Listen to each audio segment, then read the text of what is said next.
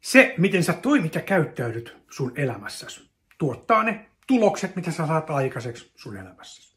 Se, miten sä sitten taas voit muuttaa sun toimintaa ja käyttäytymistäsi, on se, että sä muutat sun ajatteluasi. Esimerkki. Jos sä ajattelet koko ajan, että mikä on kaikki pielessä sun elämässä, mitä kaikkea siellä on pielessä ja niin poispäin, sulla on huono fiilis. Ja sä silloin myös toimit ja käyttäydyt sen huonon fiiliksen pohjalta.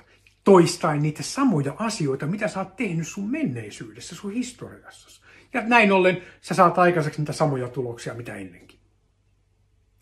Jos sen sijaan sä suuntaatkin sun ajattelun siihen, että hetkinen, mikä on mahdollista?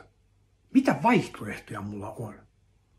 Sun tunnetilas muuttuu positiivisemmaksi ja näin ollen sun käyttäytymisessä myös muuttuu erilaiseksi. Ja sä rupeatkin tuottamaan uudenlaista käyttäytymistä ja toimintaa niiden mahdollisuuksien kautta.